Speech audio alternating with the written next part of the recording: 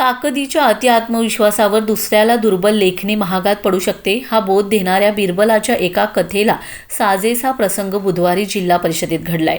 निवडणुकीपूर्वी युतीच्या चर्चा करताना भाजपने ज्या मित्रपक्षांना झिडकारले त्याच मित्रपक्षांनी भाजपच्या सहज हातात आलेले सत्तेचे दोर कापलेत.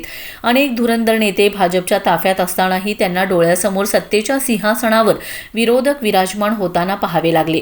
दुसरीकडे बेरजेच्या कुशल रणनीतीच्या जोरावर महाविकास आघाडीला सत्तेचा सोपान चढण्यात यश मिळाले. सुरुवातीला विभक्त व्हायचे आणि नंतर संसारात नांदविण्यासाठी दबाव तंत्राचा वापर करायचा, असा प्रकार भाजपने वारंवार केलाय. नगरपालिका, महापालिका आणि जिल्हा परिषदेच्या निवडणुकीत भाजपने शिंदे सेना व राष्ट्रवादी अजित पवार पक्षाला जागा वाटपात जमत नाही म्हणून बाजूला केले. जे पक्ष कमी जागा मागतील त्यांनाच सोबत घेऊन लढायचे आणि एक हाती सत्ता मिळवायची, हे सूत्र भाजपने अंगीकारलं होतं. याच सूत्राने मित्रांच्या नाराजीत भर टाकण्याचं काम केलंय. नगरपालिका, नगरपंचायतीच्या निवडणुकीत भाजपला फार मोठे यश मिळाले नाही. महापालिका निवडणुकीत काटावरचे बहुमत मिळवताना त्यांना मित्रपक्षांची साथ घ्यावी लागली.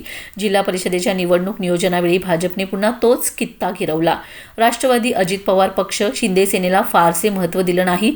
जास्त जागांची मागणी होऊ लागल्यानंतर त्यांनी मैत्रीचे दोर तोडले. निकालात जागा घटल्यानंतर पुन्हा त्याच मित्रांच्या ताकदीवर सत्तेचे स्वप्न भाजपने रंगवले. पुरेपूर दबाव तंत्र वापरले गेले, पण सत्तेचे दोर त्यांच्या हातून निसटलेच. धुरंधर भाजपला चितपट करीत महाविकास आघाडी सिकंदर बनले.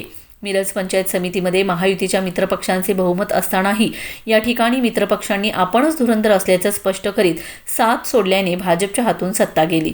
जिल्हा परिषदेत याच कथानकाचा सिक्वल दाखवत महाविकास आघाडीने भाजपला पराभूत केले.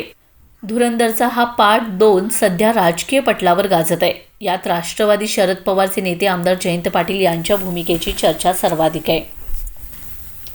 काँग्रेसचे खासदार विशाल पाटील, आमदार विश्वजित कदम, माजी मंत्री शिवाजीराव नाईक, अजितराव घोरपडे, माजी आमदार विलासराव जगताप या नेत्यांच्या कसदार भूमिकांनीही कथानकात रंग भरलाय.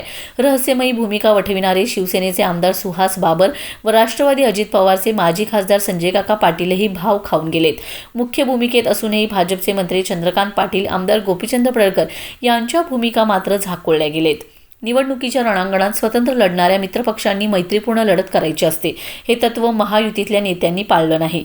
खानापूर आटपाडीत जहरी टिकाणीही सुरू झालेला शिंदे सेना भाजपमधील रणसंग्राम दगडफेकीपर्यंत गेला. जत, तासगाव, कवठे महांकाळमध्ये भाजप व राष्ट्रवादी अजित पवार पक्षातील गेल्या काही महिन्यांपासून धुमसत असलेली आग निकालानंतर पेटली. वैर पक्षाची नसून स्थानिक नेत्यांच्या भूमिकांची आहे, असे स्पष्ट करीत मित्रपक्षांनी भाजपाची साथ सोडली.